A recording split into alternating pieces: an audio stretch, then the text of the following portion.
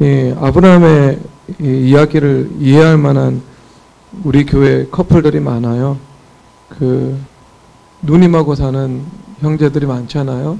우리 유부혁 장로님도 누님하고 살고, 또 정성년 우리 형제님도 누님하고 살아요. 그래서 이런 상황이 되면 뭐 사실 뭐 거짓말로 책망받을 뭐 근거가 없어요. 누나하고 사니까요. 누이라. 누나 맞아요.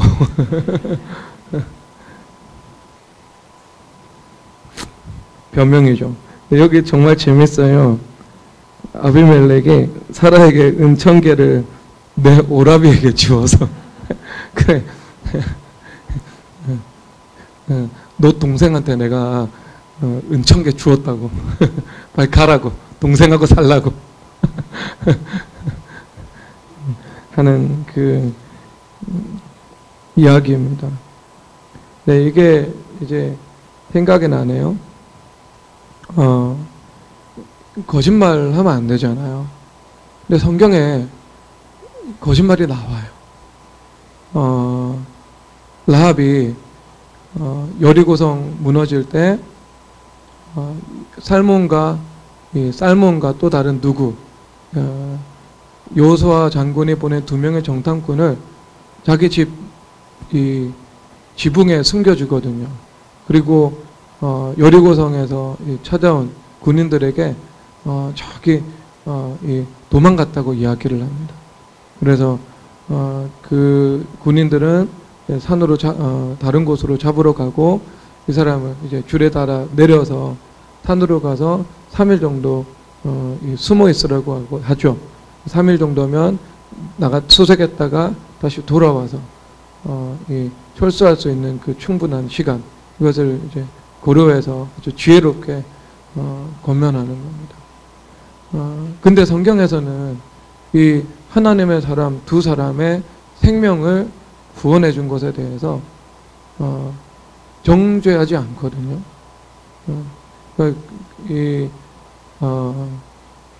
딜레마죠. 그러니까 이런 말씀은 좀 한 귀로 듣고 한 귀로 흘려 보내야죠. 여러분, 이게 그 빅토르 위그의 레미제라블에 보면 미레일 주교가 그 은식기 훔친 장발장이 경찰에게 잡혀오거든요. 그때 내가 주었다라고 말을 하고 있거든. 그러면 이거는 뭐 이 허위 사실을 이야기를 한 거죠. 거짓 증거한 것하고 똑같은 상황인 거죠. 그냥 법적으로 보면은. 그런데 그 일에 대해서도 빅토르 위고는 부당하다는 관점에서 그 글을 쓰고 있지 않습니다. 그것이 이 봉우리에 있죠. 그 사건을 중심으로 나머지 모든 것이 풀려나가는 거거든요. 예.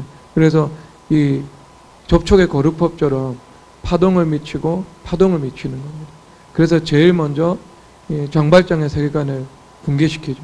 그래서 이 죄하고 타협하면서 살아왔던, 자기가 먹고 살기 위해서라면 죄를 범해도 된다는 이 생각을 가지고 살아갔는데, 그러니까 육적인 삶을 살아갔는데 생계를 위해서지만 그런 삶을 살아가지 않고 하나님의 말씀으로 우리의 모든 것을 공급하시는 하나님을 의지하면서 살아가는 그 세계관의 변화를 이제 낳게 됩니다. 사랑의 법 1, 그 다음에 2, 그리고 그 이후에 그 경관 자베르가 이 혁명군에게 포위를 당해서 죽임당하는 위기에 처하잖아요. 그때 자기가 이제 법으로 심판하려고 했었던 장발장에 의해서 구원을 받게 되거든요. 그러니까 여기서도 파장이 나타나죠. 자베르 경관은 자기의 이 세계관이 붕괴가 되거든요. 율법주의적인 세계관이죠. 죄가 있는 곳에는 심판이 있다. 근데 그 죄가 있는 곳에 좀 과도한 심판이 있죠. 성경적 심판은 눈에는 눈, 이에는 이. 예. 사물의 가치에, 사물에 상응하는 가치가 있다라는 거죠. 빵 하나를 훔쳤으면 빵 하나에 상응하는 가치로 처벌을 받아야 되는데 가혹한 처벌을 했죠. 그러니까 초고도화된 율법주의자였습니다. 그런데 이 율법주의자가 자기가 평생 죄인이라고 생각하고 추적해왔던 그 장발장에 의해서 생명의 구원을 받잖아요. 그러니까 자기가 옛 세계관이 붕괴가 된 거죠. 내가 지금까지 살아왔던 방식이 과연 옳은 것이었는가 하는 그 와해를 경험하게 됩니다. 그런데 그때 이제 그도 십자가와 연합해서 회개를 선택했다면 또 다른 누군가에게 그 파장이 전해지게 되겠죠. 그래서 사랑의 법 1차 파동, 2차 파동, 3차 파동 해가지고 동시mon적으로 그 거룩의 영향력이 흘러갔을 거예요. 그런데 그가 뭘 하냐면 자살을 하거든요. 그 세느 강변인가요, 그게? 네. 제가 아는 프랑스의 강은 세느 강밖에 없거든요. 몸을 투신을 하거든요. 이것은 그 세계관의 붕괴를 자기가 감당하지 않으려고 한 거죠. 그래서 가장 극단적인 자기의, 내가 지금까지 살아온 것이 틀리지 않았고 옳았고 이 옳았다는 것에 대해서 내가 부인할 수 없다 라고 이제 자살을 이제 선택을 해버린 거죠. 거기서 멈춰주게 되었어요. 그러면 이제 뭐 말하기 좋아하는 사람들은 그러잖아요. 미리엘 주교가 했던 행동이 과연 옳은 행동이었는가. 이것을 비약시키면 그럼 너는 법정에서 거짓 증거할 것인가. 뭐 그렇게까지 비약을 시킬 수도 있죠. 여러분 여기에 대해서 어떻게 성경은 말하고 있을까? 성경은 거짓에 대해서 옳다고 말한 적이 없어요. 언제나 원수마귀의 본질이 거짓이니까. 거짓이니까. 그런데 이런 이제 율법적인 세상, 죄가 존재하고 원수마귀가 존재하는 이 세상 가운데 완벽한 답이 나오면 좋겠지만 이 완벽한 답이 나오지 못하는 그 상황 속에서 더 나은 답이 있다는 것들을 말씀해 주는 거죠. 자, 여러분 이 이야기는 하나님의 말씀에 대한 상대주의로 가면 절대로 안 됩니다. 하나님의 말씀은 상황과 정황에 따라서 바뀔 수 있다. 절대로 그렇지 않습니다. 근데 이 고민에 대해서는요, 유대인 랍비들이 답을 정리해 놨어요. 유대인 랍비들도 이분들이 하는 거는 그 도서관에 모여서 이 말씀과 저 말씀을 서로 굿을 깨는 작업을 하고 있잖아요. 이 일들에 대해서 그들은 이렇게 해석을 하고 있습니다. 두 계명이 충돌할 때 가장 중요하고 높은 계명에 따라야 된다. 이렇게 해석을 하고 있는 거죠. 그러니까 어떤 계명에 순종하느냐의 말씀인 것입니다. 그래서 이것은 이제 이 사랑의 계명, 그러니까 그런 거짓 증거가 아니잖아요. 살인하지 않는 사람을 살인했다고, 살인한 사람을 살인하지 않았다고 하는 것이 아니잖아요. 내가 피해를 입은 당사자인데, 그렇죠. 피해를 입은 당사자의 입장에서 내가 그 피해를 감수하고 그 죄를 덮어주기로 선택한 거잖아요. 그러니까 가장 높은 사랑의 법에 순종한 겁니다. 그러니까 그 계명에 순종한 거죠. 그렇게 이제 푸는 거죠. 그것을. 그러니까 여러분 이것을 여러분들이 임의대로 여러분들의 인생 가운데 적용하기는 상당히 무리가 있습니다. 그래서 제가 이 설교를요 거의 하지 않아요. 이 일에 대해서는. 왜냐하면 어떤 하나님의 법과 정직함 이런 것에 대해서 온전히 딱 기둥에 세워지지 않는 사람이 이런 말씀을 들으면 내가 언제든지 어떤 타협적인 선택을 할 수 있구나 하면서 자의적인 왜곡을 감행할 수 있거든요. 그러니까 요 정도 이제 요 정도 듣고 이제 이해하시고 이제 넘어가시면 돼요. 그러니까 성경에서는요 그에 대한 답을 이 성경과 이 유구한 성경의 해석의 전통은 가지고 있다라는 것입니다. 근데 여기서는 아브라함은 사실을 말한 것 같지만 사실을 말하지 않았죠. 이 양심의 법에 입각해서 정직한 것을 말하지 못했던 겁니다. 근데 그 기저에 있는 원인은요, 당연히 그 인간의 근원적인 불안이죠. 여러분, 이 불안의 문제가 여러분 우리 이 미래교회 현재 이 안에 있는 성도님들은요, 초신자를 제외하고 해결 보셔야 됩니다. 주님과의 관계, 향후 1, 2년 안에는요. 왜 그러냐면 여러분들 중에 누군가는 이제 교회 안에서 다른 사람을 섬기며 살아가야 되거든요. 이제 우리 미래교회 오는 사람들은 이 1차전이 끝났고 2차전으로 미래교회 보내주시는 사람들은요. 2차전으로 보내주시는 사람들은 조금 1차로 보내주신 사람들하고는요. 조금 다를 수 있어요.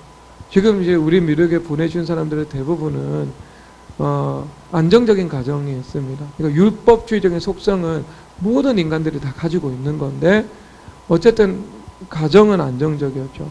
그럼 가정은 안정적이라는 건 뭐냐면은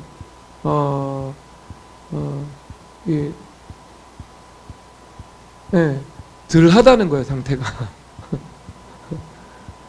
덜하다는 거예요. 율법주의는 저도 있죠. 저도 율법주의가 있었고 늘 스승님께 혼나면서 그게 회개해 왔지만 그렇다고 해서 제 가정생활에 문제가 있었던 적은 거의 없었거든요. 거의. 한 7번 정도 세계대전 한 것 외에는 별로 없어요.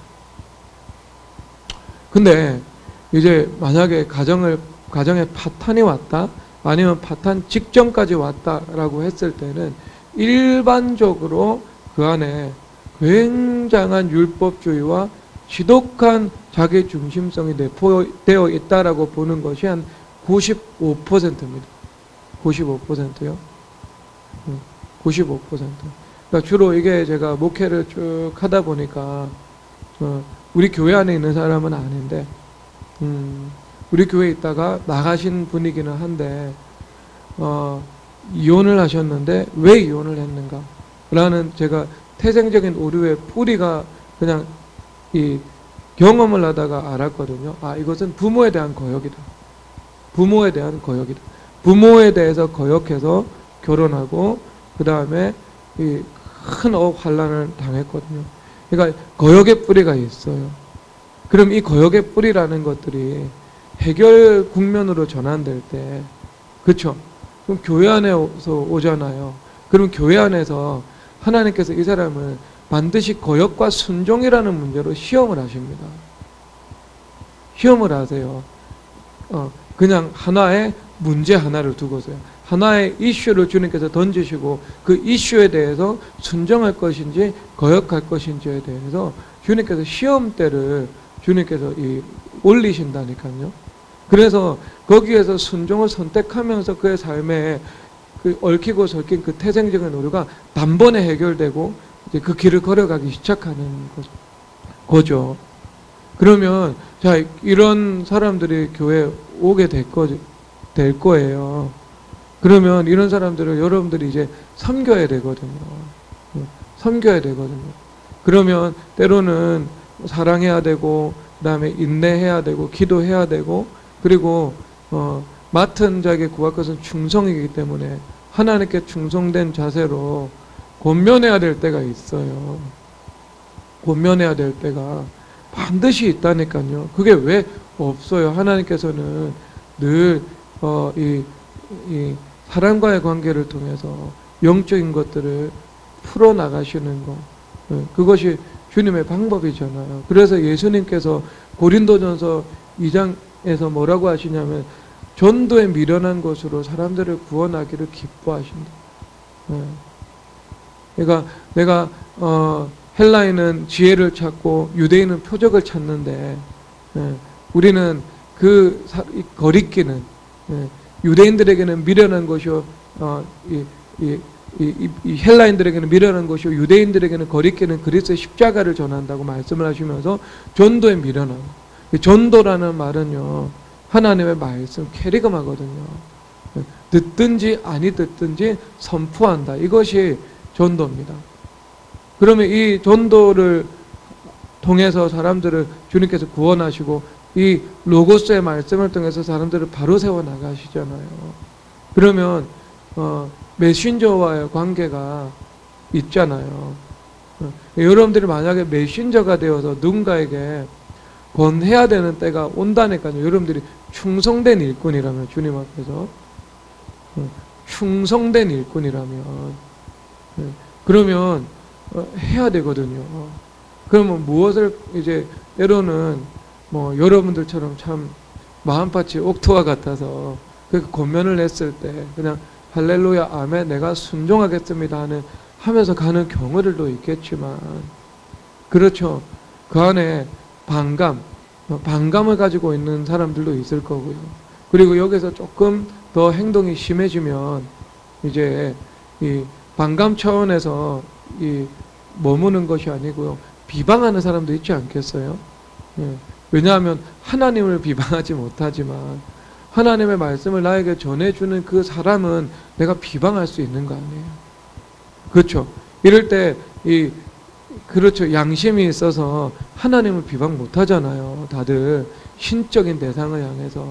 근데 사람을 비방하면 쉽잖아요. 사람을 비방해서 내가 저 말에 대해서 따르지 않아도 된다 라고 정당화시킬 수 있거든요. 그러니까 저 사람이 틀렸고 나는 옳다, 자기 의를 주장하는 것으로 하나님의 말씀에 순종하는 것을 내가 회피해서 들어가는 거죠. 그러니까 C.S. 루이스의 말처럼 내가 다른 사람을 위해서 기도하는 건 쉬운데 나를 위해서 기도하는 건 어렵다. 왜? 나를 위해서 기도할 때 주님이 순종을 요구하시니까. 그렇거든요. 그러면 여러분들이 그렇게 누군가를 섬기고 사랑하면서 살아가려면, 그리고 여러분들의 삶의 영역 가운데 원수막의 나라를 구축하고 하나님의 나라를 구축하면서 살아가려면, 그렇죠. 그러면 그렇게 살아가려면 뭐가 필수적이겠어요? 그 불안과 두려움의 문제가 여러분 안에서 해결되는 게 너무나도 중요한 거죠. 지금 아브라함 선생님께서 해야 되는 임무는 가나안에 하나님 천국 통치를 실현하는 거잖아요. 이게 그 사명을 받고 갔잖아요. 그래서 재단 쌓고 그 다음에 땅 밟으면서 이 가나안 땅을 종횡무진 밟고 다니는 거 하나님의 뜻이었잖아요. 그래서 그 파장이 미쳐서 나중에 이스라엘 백성 전체가 그 땅을 점령하게 되는 거. 그리고 그것이 그 파장에 미쳐서 온 땅에 교회가 세워지고 이 물이 바다다꿈 같이 여호와를 아는 지식이 열방 가운데 충만하게 하게 되는 거. 그러니까 서울 땅에 교회가 세워져서 복음으로 물들이게 되는 거. 광화문 땅에 교회가 세워져서 생수강이 그 땅에 흘러가게 되는 거. 믿는 자들이 그 땅을 밟으며 예배하고 기도하는 거. 이것을 그 시작이 아브라함이 가나안 땅을 정복하는 그 일이었다고요. 그 땅에 사는 일. 예, 사는 일. 그러니까 이것은 정말 치열한 영적인 전쟁 속에서 하나님 나라를 이루는 그 씨의 사명을 아브라함 선조께서 받았던 겁니다. 근데 그 아브라함 선조의 약점이 불안과 두려움이었고, 이 사랑이 있었고, 관대함이 있었고, 그 다음에 참 섬김이 있었고, 그 다음 겸손함이 있었고, 좋은 이 하나님께서 주신 신의 성품이 많이 있었는데, 그 아브라함 선조께 부족했던 그 한 가지가 강하고 담대한 마음에 있어서 이제 그것을 방해하는 그 불안의 요소가 늘 상존하고 있었던 거죠. 주님께서 그것을 깨트리기 원하셨던 거예요. 아마 이 사건을 통해 가지고요, 제가 볼 때는 이 사건을 통해서 아브라함 선조께서는 상당 부분 이 불안으로부터 자유케 되는 일들, 탈출하게 되는 일들이 이루어졌다고 저는 생각합니다. 왜냐하면 이 사건 이후에는요, 이제 그런 일들이 일어나지 않아요. 그런 170이 넘도록 75년의 인생을 더 사는데 더 이상 이런 일이 있었다는 그 기사가 나오지 않아요. 그러니까 성경이 침묵하고 있죠. 침묵하고 있다는 것은 뭔가 드라마틱한 것들은 더 이상 나타나지 않았다라고 보는 거죠. 이삭의 인생에 대해서 많은 부분이 생략되어 있는 것처럼. 야곱의 인생은 파란만장해서 너무나도 길게 기록되어 있잖아요. 16부작이잖아요. 거기는. 이삭은 그냥 다큐멘터리 그냥 하나 딱 시시하게 하나 찍고 딱 끝나는 거 아니에요. 그러면 이제 여기서 상당히 불안에 대해서 자유해졌다. 왜냐하면 이런 어떤 시험을 통해서 그리고 불안과 두려움에 의해서 본인이 거짓된 상상으로 무언가를 생각하고 그 다음에 결론을 내린 다음에 잘못된 선택을 했잖아요. 그러니까 이 아브라함 선조께서 이것은 내가 믿음이 없는 것이지만 그 반대 방향에서는 내가 불안과 두려움에 입각해서 무언가를 선택했다라는 것들을 자각하고 주님 앞에 그것을 회개했을 거 아니에요. 그러니까 그것을 회개했으니까 그 문제가 해결됐겠죠. 상식적인 차원에서 보면 그러니까 그게 여기서 해결된 거예요. 해결된 거. 그래서 나중에 보면 뭐라 그러냐면은 그 히타이트 족속들이 헷 족속, 히타이트 그 철기 문명인가요? 그 족속들이 저기 그 아브라함을 향해서 당신은 우리 가운데 하나님께서 세우신 지도자다 이렇게 말을 하고 있어요. 지도자. 그러니까 국가적인 지도자가 된 거예요. 가나안 지역 전체에서 국가적인 지도자가. 근데 어떤 과정을 통과했다고요? 내 안에 있는 그 불안이 죽는 과정을 통과하는 거죠. 죽는 과정. 여러분 그거 이루어져야 됩니다. 강하고 담대한 마음을 주님 앞에 구하세요. 단 순서는 있는데 율법주의가 파산하는 거, 그 다음 강하고 담대한 마음입니다. 조금 사이드 메뉴로 가면 율법주의와 강하고 담대한 마음이 서로 케미스트리를 이루면은요, 여러분은 니무롯이 될 거예요. 하나님을 대적하는 용감한 사냥꾼이더라. 성경 시편에서 이렇게 말씀을 하고 있어요. 저들이 두려워하지 않는 곳에서 두려워하게 될 것이다. 이게 율법주의자들에 대한 말씀이거든요. 겁 없이 살아가는 사람들이 자기가 두려워하지 않는 사람들, 그것에서 두려워할 것이다. 뭐 이런 말씀인 거죠. 여러분 저기 요즘에 뭐 예를 들어 기부를 한다 그렇게 이야기를 하잖아요. 근데 제가 주님 앞에 조금 여쭙기도 하고 그랬어요. 근데 세상의 관점에서는요, 진짜 칭찬받아야 되는 거예요. 세상의 관점에서. 우리는 이것을 어떤 영적인 것은 영적으로 분별하기 때문에 하나님 중심의 관점에서 보잖아요. 저는 그분을, 그런 분들을요, 악하다거나 아니면은 뭐 나쁘다거나 교만하다거나, 그렇게 절대로 보지 않습니다. 그분들은요, 어떤 세상의 관점에서도 굉장히 겸손하신 분이에요. 겸손하신 분이고, 그리고 그렇게 해야 마땅한 일입니다. 세상적으로는요, 칭찬받을 수 있어요. 근데 주님께서는 칭찬하지 않으세요. 왜냐하면 주님하고 상관이 없거든요. 근데 거기에서 제가 이제 뭐가 있냐면은요, 이 어떤 그 심리적인 이 구조에서 돌아다니는 거예요. 그 불안이 있어요. 그게. 불안과 두려움이 있다니까요. 왜냐하면 성경 전도서에서 사람들이 자기의 해가 되도록 재물을 많이 소유한 사람들은 일평생 근심 가운데 살고 어둠 중에 먹으며 분노와 질병이 그 사람을 떠나지 않는다. 전도서에서 이렇게 말씀을 하고 있어요. 솔로몬께서. 리얼리즘의 극치거든요. 잠언 전도서는요, 극사실주의거든요. 사실이에요, 여러분. 그러니까 어느 순간 감당하기 힘들 정도로 막대한 부를 얻게 되잖아요. 그러면 사람한테 근본적으로 찾아오는 게 뭐냐면요, 두려움이 찾아요. 두려움. 여러분 다 그거 경험하지 않으셔서 모르시겠죠. 근데 성경에서 그렇다고 하면 그런 거 일평생 근심이 있고 질병과 분노가 있고 어둠 가운데 먹는데 솔로몬보다 여러분들이 똑똑해요. 그렇다니까요. 그러면 이게 이게 두려움을 줘요. 만몬은요 두려움을 줘요.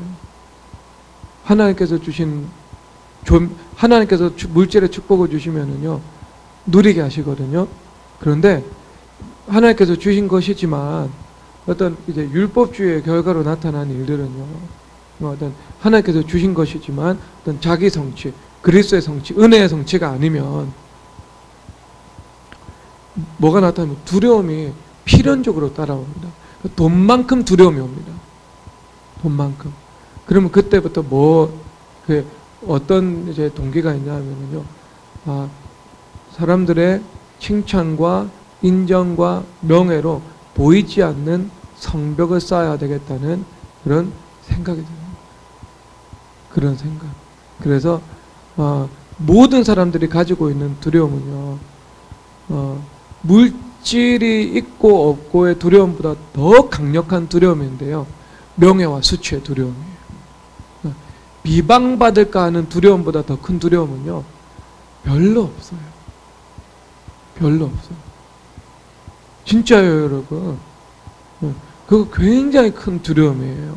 사람들이 가지고 있는. 그래서 심지어 롯이 어떻게 하냐면은 저기 소돔과 고모라에서 원근에서 남녀노소를 막론하고 동성애하자고 달려오잖아요. 이게 천사가 있는지 모르고 천사인지 모르고 겁없이 달려들잖아요. 그런데 그때 롯이 뭐라고 하냐면 내 두 딸을 주겠다고, 남자를 알지 못한 거. 여러분 이것은요 수치에 대한 두려움이에요. 자기 집안에 들어온 손님을 자기가 지키지 못했다는 것이 고대 사회에는요 엄청난 불명예스러운 일이었거든요. 손가락질하고. 사람들이 가지고 있는 진짜 큰 두려움은 죽음의 두려움과 함께 수치와 비방에 대한 두려움입니다. 이 두려움이 매우 매우 커요. 그래서 여러분 그렇게 보이지 않는 그 칭찬과 명예의 벽으로 나를 보호하려고 하는 거죠. 근데 여러분 그것은요 이 누수가 가득해요. 왜냐하면 이 사람들의 그 인정과 칭찬 같은 경우는요, 정말 이제 손으로 붙잡을 수가 없어요. 그거는 허망한 거예요. 허망한 거. 그걸 누가 제일 잘 알아요? 연예인들이 제일 잘 알죠. 경험해 본 사람들. 이거 정말 바람 잡는 거구나. 허망한 거구나. 두려움에서 아이들이 이 마약도 하기도 하고, 쾌락에 탐닉하기도 하고, 그런 우울증에 빠지기도 하고, 모든 것을 다 가지고 있는데 스스로 목숨 끊는 선택을 하기도 하고, 그러잖아요. 그게 사라질 것 같은 두려움. 그리고 대중으로부터 이 비방당하면 어떨까 하는 그 두려움. 이거 가지고 살아가는 거예요. 너무 여러분, 그러니까 너무 유명해지려고 하지 마세요. 유명해지려고 하지 마세요. 저도 유명해지려고 목회하는 건 아니에요. 목회를 하는 거예요. 목회를 하는데 주님께서 유명해지게 하시면 그 유명해지는 거죠. 아브라함의 이름을 창대케 하신다고 말씀을 하셨으니까 그건 섭리에 관한 거고 사명에 관한 거죠. 추구하는 목적과 가치에 관한 것은 아닌 거예요. 그것은 우리가. 그러면 여러분 어쨌든 인간의 가장 깊은 두려움 중에 하나가 명예와 수치, 그 비방에 대한 두려움이다. 이건 여러분 이제 인정이 되시죠? 예수님 없이 물질을 쌓으면 그것에 두려움도 함께 찾아온다. 그 인정되시죠, 여러분? 인정하시잖아요, 여러분. 인정하세요. 인정하세요. 진짜 그거 알 거예요. 재벌 회장은 이 말이 무엇인지 알 거예요. 이해할 거예요.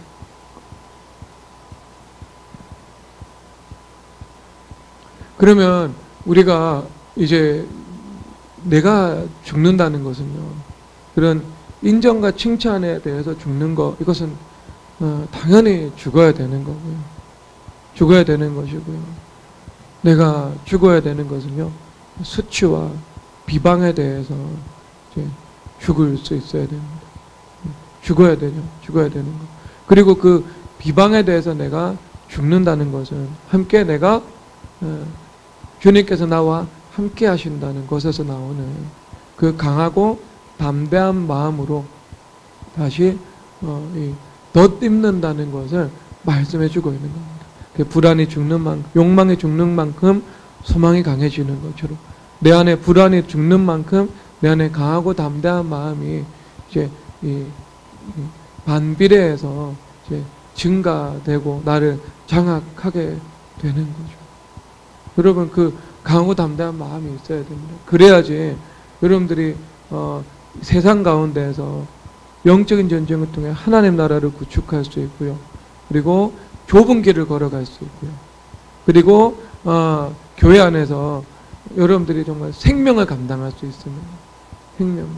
그게 좁은 길 걸어가는 인생이잖아요. 좁은 길 걸어가는 인생에는요, 생명의 열매가 충만해요.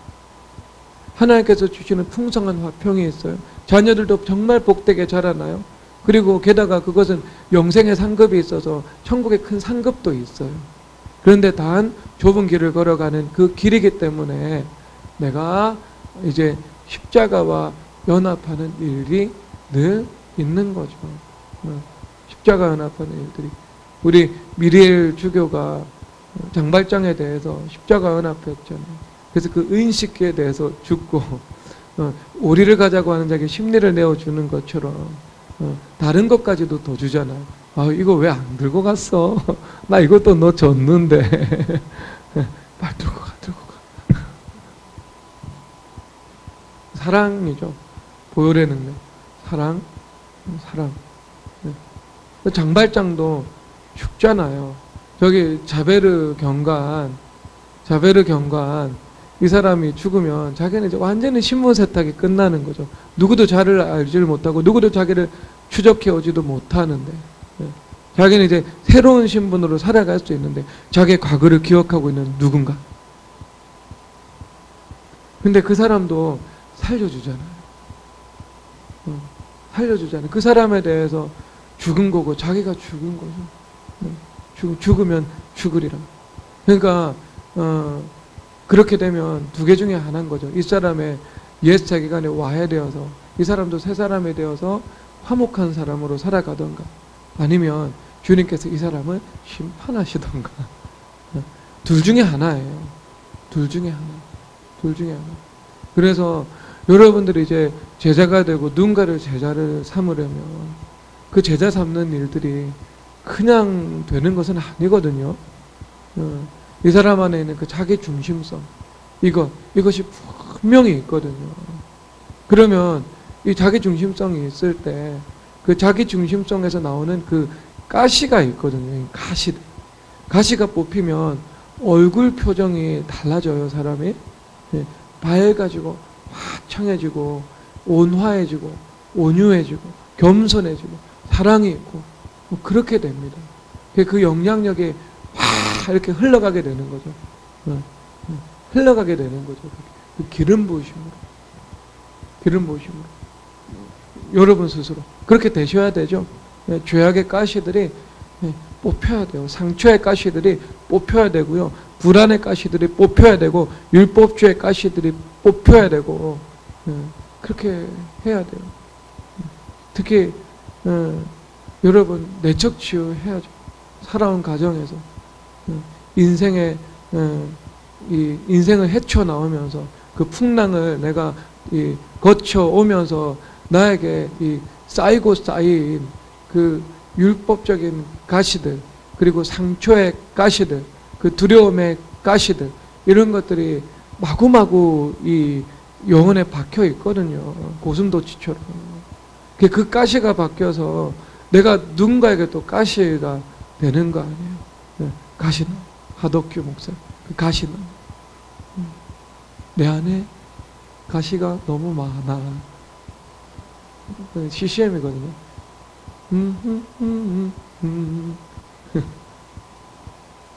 자기 연민에 빠지는 노래인데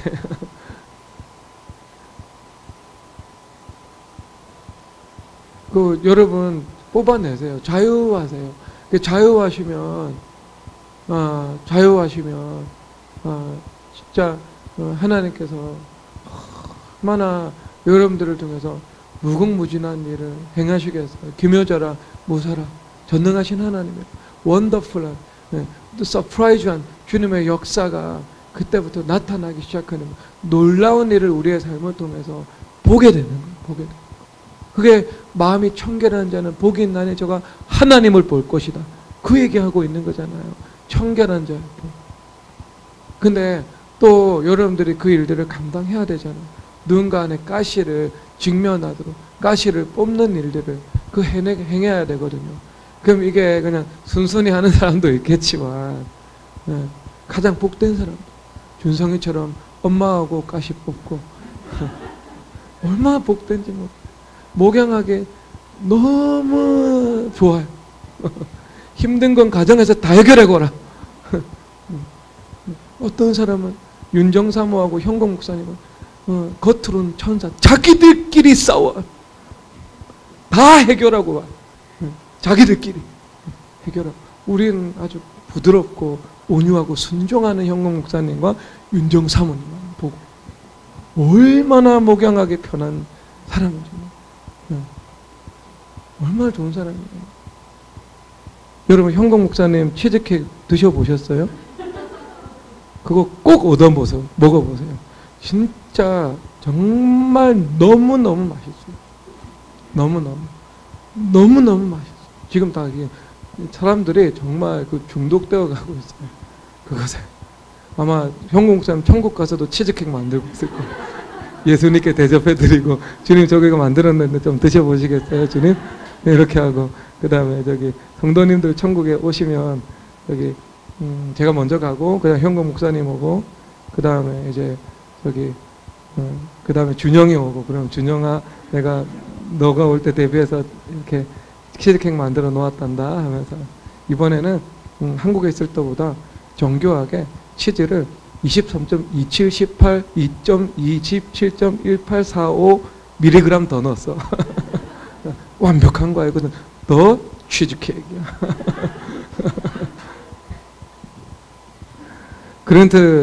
우리 그랜트는 빵 전문가잖아요. 빵 장사 비하하는 것 같아요.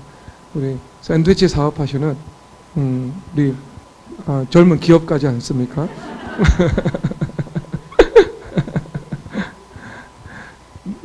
가서 만들어 준 거예요. 먹어보라고 하면서 레시피를 준 거예요. 이거 팔라고.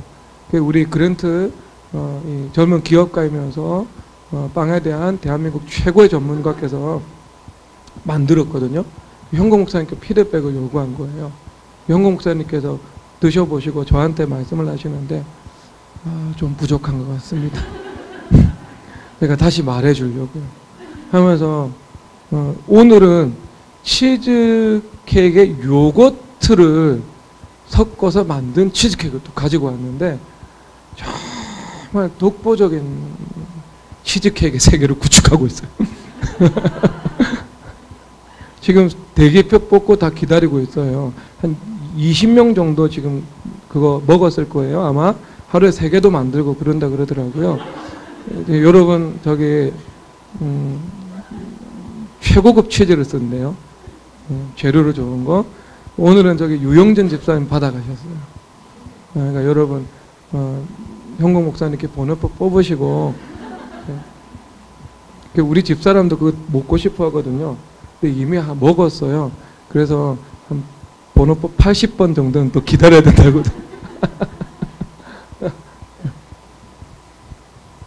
좋은 성도를 대접하시기를 주님의 이름으로 축복합니다.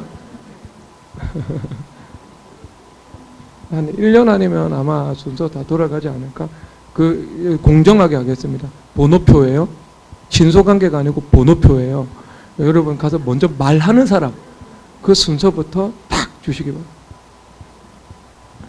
갑자기 이 얘기는 왜 했어요? 자, 다시 돌아갑시다.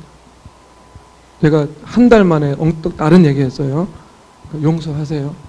어디로 돌아갔어요? 집사님. 예? 아, 가시. 그러니까 가시를 뽑아내셔야죠. 그러니까 목양하기 좋은 사람도 이렇죠.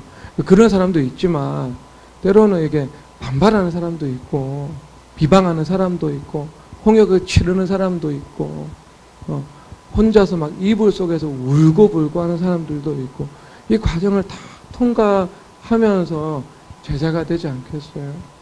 근데 그러려면 여러분들이 그 십자가 연합을 한다는 것은 그냥 내가 저 안에 있는 가시를 보고 그냥 내버려 두자라고 하는 것은 십자가 연합이 아니죠. 그건 방치라고 하는 거죠. 방치. 그거는 뭐 제가 볼 때는 제자 삼는 사람의 자세가 아닙니다. 사도 바울이 성도들에 대해서 방치한 적이 없잖아요. 심지어 이 열심히 있는 성도들이 종말을 기대하면서 일을 안 하고 먹고 있네요. 그러니까 그런 사람들을 향해서 일하기 싫으면 네 먹지도 마! 이렇게 얘기를 하잖아요. 빨리 잡을 구하라고. 그렇게 얘기를 하셨거든요. 사도 바울이. 사도 바울 선생님께서. 그럼 그래 해야 되잖아요, 여러분. 무의도식하고 있으면 가서 해야 될 거 아니에요. 똑같이. 그거 하면 그게 십자가 연합이 필요하고 강하고 담대한 마음이 필요한 거예요. 그 십자가 연합과 강하고 담대한 마음이라면 내가 가시를 뽑으러 갔을 때 이 사람이 그 가시로 나를 찔러도 내가 눈 하나 깜짝 안 하는 거예요. 그냥 사랑하고 축복하고 용서하고 그 다음에 직면하도록 가르치고 해결할 수 있는 시간을 좀 주고 그리고 나는 그럼에도 불구하고 평강한 거 그런 거. 근데 여러분 그게 자 이론적으로는 자 쉽잖아요. 근데 여러분 그게 실제적으로 열받을 거 아니에요, 여러분. 나는 사랑을 베풀었고 나는 선을 베풀었는데 그 사람이 나를 비방하면 그거에 속상한 것은 당연히 인간이니까 당연히 그렇죠. 기분 나쁘죠. 불쾌하죠. 그런데 십자가와 연합을 했다는 것은요. 그럼에도 불구하고 그 영향을 받지 않는다는 거죠. 영향을 받지 않는다는 거죠. 한 3초? 3초? 그리고 또 실력이 떨어지면 30분? 또 실력이 떨어지면 2, 3일? 또 실력이 떨어지면 2, 3주. 우리 스승님 3초. 딱 3초 있다가 다시 제자리로 돌아가신다. 그 탄력성, 회복 탄력성. 그 강하고 담대한 마음. 그것을 여러분 주님 앞에 반드시 구하셔야 됩니다. 그걸 구하지 않으면 우리는 내 삶의 영역이 넓어지면 넓어질수록 불안감은 증대가 됩니다. 계열사가 많아지면 많아질수록 나의 이 노심초사하는 이 시간은요, 이게 늘어나요. 평강에 소멸되는 거죠. 복이 되지 못하고 내 영혼과 나의 행복한 생활에는 화가 되어버리는 일들. 주님 그걸 원하시지 않잖아요. 주님은 우리와 함께 동행하고 기뻐하기를 원하시는 거예요. 주님께서. 근데 그 기쁨을 침해하는 요소가 삶에 가득해지잖아요. 그렇죠? 감당하는 영혼이 120명에다가 1200명이 되어버렸어요. 그럼 그 1200명 안에 있는 그 죄성과 그 안에 있는 그 군대 마귀들 있는 거 아니에요. 우리가 그게 진짜 진정한 복이 되기 위해서는 어떻게 해야 돼요? 내가 그 비방에 대해서, 수치에 대해서, 그리고 크고 작은 시험과 시험에 대해서 십자가 앞에서 내가 죽어야 되는 거죠. 강하고 담대한 마음이 내 안에 충만하게 일어나야 하는 것입니다. 근데 우리 다윗 선조님께서는 이 속된 말인지 모르겠는데, 아니면 그냥 한국의 표현이겠죠. 그 사자와 곰의 아가리를 찢었잖아요. 욕 아니에요, 그게? 우리의 토속적인 언어일 거예요. 토속적인. 그 정도의 강하고 담대함이 있어야 일본 선교할 수 있다. 핵심적인 거는. 여러분들도 이제 거룩한 시처럼 하나님께서 불러주신 성도님들이 자유하셔야 되고, 불안이라는 문제를, 인간의 근원적인 불안이라는 문제, 아담으로부터 물려받은 그것을 극복하시고, 그 다음에 주님 앞에 그 담대함과 그 확신, 그러니까 그리스도 안에 있는 주님께서 나와 함께 하신다는 그 자신감, 긍정적인 것들, 주님 앞에 구하십시오. 이게 여러분 치유의 최종적인 관역이자 목표입니다. 그러면 원수 마귀들이 여러분들에게 틈을 찾을 수가 없기 때문에 원수 마귀들이 어쩌지 못하는 그런 상황이 되는 것이죠. 주님과 함께 기쁨의 동행의 삶을 살아가게 되시기를 주 예수 그리스도 이름으로 축복합니다. 이 시간 찬양하도록 하겠습니다. 아까 그 찬양 뭐죠? 그 강물같이 흐르는 그 기쁨.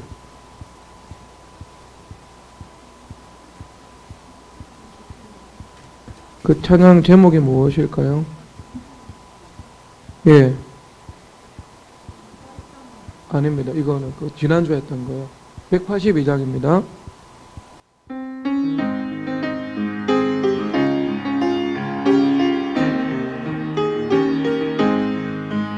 강물같이 흐르는 기쁨 성령 강림함이라 정결한 맘 영원한으로 주의 거처 되겠네. 주님 주시는 참된 평화가 내 맘속에 넘치네. 주의 말씀에 거센 풍랑도 잠잠하게 되도다. 나의 생명 소생케 됨은 성령님 하심이라. 모든 의심 슬픔 사라져 주의 평강 넘치네. 주님 주시는 참된 평화가 내 맘속에 넘치네. 주의 말씀에 거센 풍랑도 잠잠하게 되도다. 하늘에서 달빛 내리고 햇빛 찬란함같이 우리 마음에 성령이 많은 주님 보내심이라. 주님 주시는 참된 평화가 내 맘속에 넘치네. 주의 말씀에 거센 풍랑도 잠잠하게 되도다. 생명신에 넘쳐 흘러서 마른 광야 적시니 의의 열매 물을 익어서 추수를 기다리네. 주님 주시는 참된 평화가 내 맘속에 넘치네. 주의 말씀에 거센 풍랑도 잠잠하게 되도다. 놀라우신 주의 은혜로 그의 얼굴 뵙겠네. 평화로운 안식처에서 영원토록 쉬겠네. 주님 주시는 참된 평화가 내 맘속에 넘치네. 주의 말씀에 거센 풍랑도 잠잠하게 되도다. 놀라우신 그의 은혜로 그의 얼굴 뵙겠네. 평화로운 안식처에서 영원토록 지겠네. 주님 주시는 참된 평화가 내 맘속에 넘치네. 주의 말씀에 거센 풍랑도 잠잠하게 돼. 주님 주시는 참된 평화가 내 맘속에 넘치네. 주의 말씀에 거센 풍랑도 잠잠하게 주님 주시는 참된 평화가 내 맘속에 넘치네. 주의 말씀에 거센 풍랑도 잠잠하게 되도다.